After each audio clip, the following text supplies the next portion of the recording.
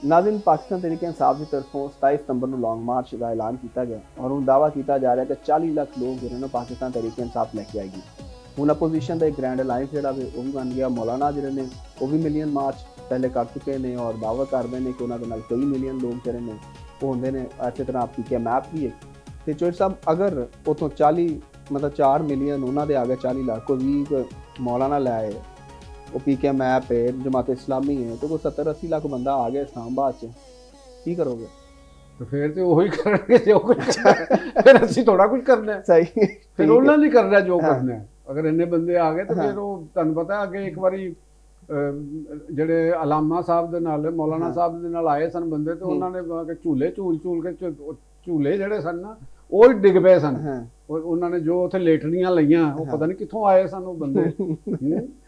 ਇੱਥੇ ਬਿਲਕੁਲ ਆਪਣੇ ਗ੍ਰੇਟਰ ਇਕਬਾਲ ਪਾਰਕ ਦੇ ਵਿੱਚ, ਇਕਬਾਲ ਪਾਰਕ ਦੇ ਵਿੱਚ ਵੀ ਉਹਨਾਂ ਨੇ ਤਬਾਹੀਆਂ ਲਾਤੀਆਂ ਜਦੋਂ ਇਹਦੇ ਨਾਲ ਕੁਛ ਆਏ ਸਨ ਆਪਣੇ ਮੀਨਾ ਫਰੀਦੀ ਟਾਈਪ ਨਹੀਂ ਜਿਹੜੇ ਬੰਦੇ ਅੱਜ ਕੱਲ੍ਹ ਬਾਹਰ ਜਾਣ ਦੀ ਤਿਆਰੀਆਂ 'ਚ ਫੁੱਲ ਕਿ ਵੀ ਮੈਨੂੰ ਬਾਹਰ ਕੱਢੋ ਕਿਤੇ। ਤੇ ਹੁਣ ਤੇ ਸਵਾਲ ਹੈ ਵੇ ਕਿ ਵੀ ਭਾਈ ਜਾਨ ਜੇ ਤੇ ਇੰਨੇ ਬੰਦੇ ਆ ਗਏ ਤੇ ਫਿਰ ਤੇ ਸਾਡੇ ਹੱਥ ਖੜੇ ਨੇ। ਇਹ ਤਾਂ ਤੁਸੀਂ ਮੈਨੂੰ ਲਤੀਫਾ ਯਾਦ ਆ ਗਿਆ, ਉਹਨੇ ਕਿਹਾ ਤੂੰ ਜੰਗਲ 'ਚ ਜਾ ਰਿਹਾ ਤੇ ਜੇ ਸ਼ੇਰ ਆ ਜਾਏ ਤੇ ਕੀ ਕਰੇਗਾ? ਉਹਨੇ ਸ਼ੇਰ ਨਹੀਂ ਕਰਨਾ ਜੋ ਕੁਝ ਕਰਨਾ। ਤੇ ਦੇਖੋ ਹੁਣ ਸਵਾਲ ਹੈਗਾ, ਦੇਖੋ ਮੇਰੀ ਗੱਲ ਸੁਣੋ ਕਿ ਇੰਨੇ ਸਾਦਾ ਨਹੀਂ ਹੁੰਦਾ ਕੰਮ। ਇਹ ਕੋਈ ਖਾਲਾ ਜੀ ਦਾ ਵਿਹੜਾ ਤੇ ਹੈ ਨਹੀਂ ਕਿ ਜਿੱਥੋਂ ਮੂੰਹ ਚੁੱਕਿਆ ਤੇ ਉੱਥੋਂ ਭਾਈ ਸਾਹਿਬ ਜਿਹੜੇ ਨੇ ਬੰਦੇ ਚੁੱਕੇ ਆ ਗਏ। ਤੇ ਇਸ ਤਰ੍ਹਾਂ ਦਾ ਤੇ ਇਸਲਾਮਾਬਾਦ ਹੈ, ਪਾਇਆ ਤਖਤ ਤੇ ਰਾਵਲਪਿੰਡੀ ਹੈ। ਤੇ ਜੇ ਭਾਈ ਜਾਨ ਇਸ ਤਰੀਕੇ ਦੇ ਨਾਲ ਜਥੇ ਬਣ ਕੇ ਆਣਾ ਲੱਗ ਕੇ ਤੇ ਕਬਜ਼ੇ ਸ਼ੁਰੂ ਹੋ ਗਏ ਤੇ ਫਿਰ ਤੇ ਇੰਤਜ਼ਾਮੀਆ ਵੀ ਸਾਡੀ ਕੰਮ ਹੈ ਤੇ ਇਹ ਖਾਬੋ ਖਿਆਲ ਇਸ ਤਰ੍ਹਾਂ ਨਹੀਂ ਹੋਣਾ। ਪਹਿਲੀ ਗੱਲ ਤੇ ਹੈਗੀ ਹੈ ਕਿ ਪੀਟੀਆਈ ਨੂੰ ਪੰਜਾਬ ਦੇ ਵਿੱਚੋਂ ਤੇ ਕੋਈ ਇੱਥੋਂ ਤੇ ਭੁੱਲ ਜਾਏ ਕਿ ਕੋਈ ਬੰਦਾ ਨਿਕਲਣਾ ਉਹਨਾਂ ਦਾ। ਠੀਕ ਹੋ ਗਿਆ ਜੀ। ਕਰਾਚੀ 'ਚ ਵੀ ਕੋਈ ਨਹੀਂ ਨਿਕਲਣਾ।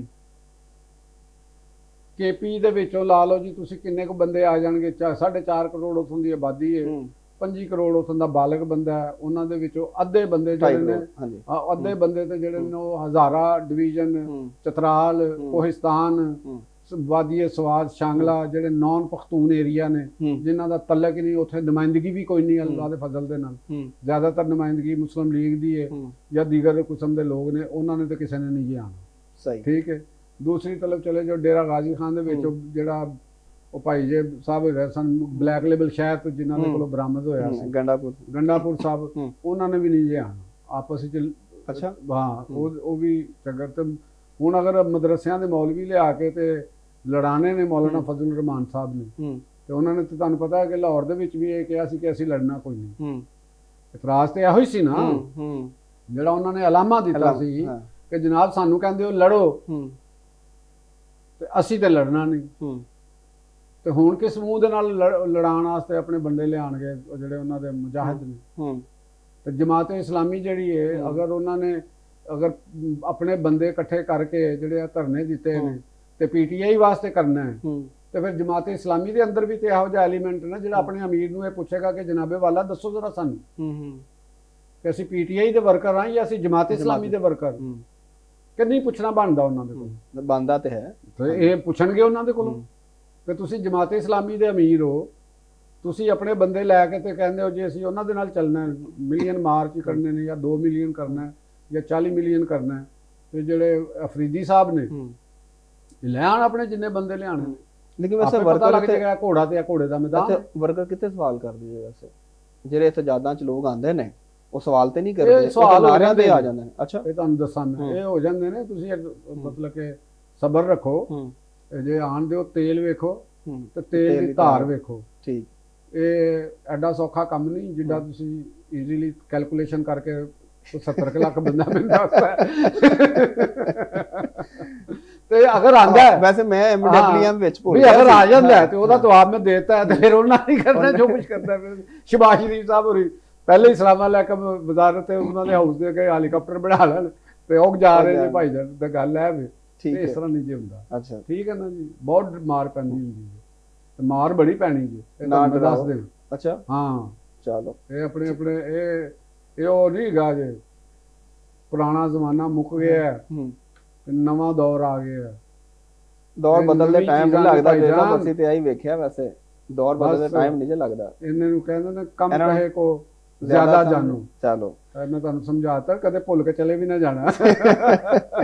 ਨਹੀਂ ਅਸੀਂ ਕਵਰੇਜ ਕਰਨ ਤੇ ਜਾਵਾਂਗੇ। ਮੁੰਬਈ ਵਾਲੇ ਵਿਚਾਰੇ ਮੁੰਡੇ ਨਵੇਂ ਬੈਠੇ ਨੇ ਨਾ, ਪੁੱਛੋ ਜਾ ਕੇ ਉਹਨਾਂ ਦੇ ਘਰ ਵਾਲੇ। ਉਹ ਤੇ ਹੈ ਬਹਰਹਾਲ ਚੋਇ ਸਾਹਿਬ, ਇੱਥੇ ਮੇਰਾ ਖਿਆਲ ਗੱਲ ਮੁਕਾ ਦਈਏ। ਨਹੀਂ ਤੁਹਾਨੂੰ ਮੁਕਾਣੀ ਪੈਣੀ ਹੈ, ਨਹੀਂ ਮੁਕਾਣੀ ਤੇ ਮੇਰੇ ਲੱਗਦੇ ਚਲੇ ਜਾਓ ਲੈ ਕੇ। ਸਹੀ ਹੋ ਗਿਆ, ਤੇ ਚਲੋ ਖੈਰ ਮੁਕਾਈਏ ਫਿਰ। ਸਾਡਾ ਕੰਸੈਂਸਸ ਹੋ ਗਿਆ ਕਿ ਮੁਕਾਈ ਜਾਈਏ। ਗੱਲ ਇੱਥੇ ਮੁੱਕ ਰਹੀ ਹੈ ਕਿ ਵੀ ਦੇਖੋ ਕਿ ਕਿਹਦੇ ਤਿਲਾਂ 'ਚ ਪਾਣੀ ਹੈ, ਕਹਿੰਦੇ ਨੇ ਕਿ ਇਹ ਬਾਜ਼ੂ ਮੇਰੇ ਅਜ਼ਮਾਏ ਹੋਏ ਨੇ। ਤੇ ਜਦੋਂ ਲੜਾਈ ਹੋਵੇ ਤੇ ਫਿਰ ਤੇ ਜਿਹਦੇ ਹੱਥ ਜਿਸੇ ਦੇ ਮੌਲਾ। ਚਲੋ ਤੇ ਫਿਰ ਉਹ ਇਹ ਅਸੀਂ ਕਹਿੰਦੇ ਹਾਂ ਕਿ ਭਾਈ ਜਾਨ ਇਹਦੇ 'ਚ ਤੇ ਫਿਰ ਅਸੀਂ ਕੋਈ ਪੇਸ਼ਗੋਈ ਨਹੀਂ ਕਰ ਸਕਦੇ।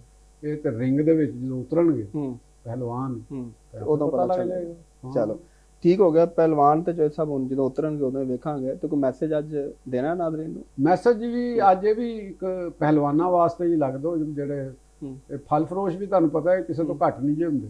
ਨਹੀਂ ਵੈਸੇ ਤਾਂ ਜਦੋਂ ਫਲ ਲੈਣ ਜਾਓ ਤੇ ਕੁਸ਼ਤੀ ਹੁੰਦੀ ਹੈ ਬਕਾਇਦਾ, ਸਹੀ ਤੇ ਖਰਾਬ ਚੀਜ਼ ਦੀ। ਅਕਸਰ ਤੁਸੀਂ ਦੇਖਿਆ ਹੋਣਾ, ਮੈਂ ਵੀ ਦੇਖਿਆ, ਮੈਂ ਆਪਣੇ ਆਵਾਮ ਔਰ ਆਪਣੇ ਦੇਖਣ ਵਾਲੇ ਸੁਣਨ ਵਾਲਿਆਂ ਨੇ ਵੀ ਜਿਹੜੇ ਸਾਡੇ ਨੇ ਉਹਨਾਂ ਨੇ ਵੀ ਦੇਖਿਆ ਹੋਣਾ।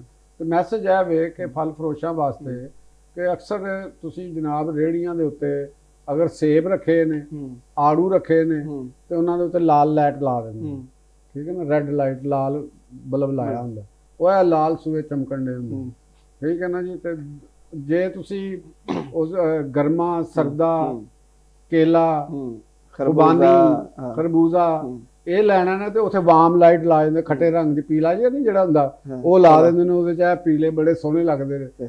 ਰਾਤ ਨੂੰ ਜਦੋਂ ਜਾਂਦਾ ਬੰਦਾ ਤੇ ਉਹ ਜਦੋਂ ਜਾ ਕੇ ਲੈ ਕੇ ਤੇ ਘਰ ਜਾ ਕੇ ਤੇ ਦੇਖਦਾ ਤੇ ਬੀਵੀ ਅੱਗੋਂ ਬੋਲਦੀ ਹੈ, ਉਹ ਕਹਿੰਦੀ ਹੈ ਕਿ ਤੁਸੀਂ ਜਦੋਂ ਵੀ ਚੀਜ਼ ਲੈ ਕੇ ਆਉਂਦੇ ਹੋ ਤੇ ਉਸ ਵੇਲੇ ਤੁਸੀਂ ਨੁਕਸਾਨ, ਤੁਹਾਨੂੰ ਕਿਹਨੇ ਕਿਹਾ ਕਿ ਤੁਸੀਂ ਬਾਜ਼ਾਰ 'ਚ ਮੈਨੂੰ ਲੈ ਕੇ ਜਾਓ? ਤੁਹਾਡੇ ਨਾਲ ਹੱਥ ਹੋਇਆ, ਸਾਡੇ ਨਾਲ ਤੇ ਹੁੰਦਾ ਰਹਿੰਦਾ। ਇਸੇ ਵਾਸਤੇ ਤੇ ਅਪੀਲ ਕਰਨ ਦੇ ਆ ਕਿ ਫਲ ਫਰੋਸ਼ਾਂ ਵਾਸਤੇ ਵੀ ਕੋਈ ਅੱਲਾ ਦੇ ਬੰਦੇ ਹੋ, ਕੋਈ ਹਲਾਲ ਕਰਕੇ ਖਾ ਲਓ, ਠੀਕ ਹੈ ਨਾ।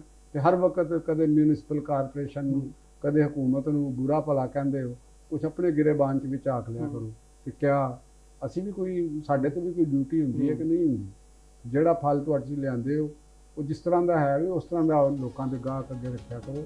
ਬੇਈਮਾਨੀ ਦੇ ਨਾਲ ਮੈਂ ਐਸੇ ਵੀ ਬੰਦੇ ਦੇਖੇ ਨੇ 20-20 ਸਾਲ ਤੋਂ ਉਹ ਫਲ ਹੀ ਵੇਚ ਰਹੇ ਨੇ, ਉਹਨਾਂ ਨੇ ਕੋਠੀਆਂ ਨਹੀਂ ਬਣਾਈਆਂ।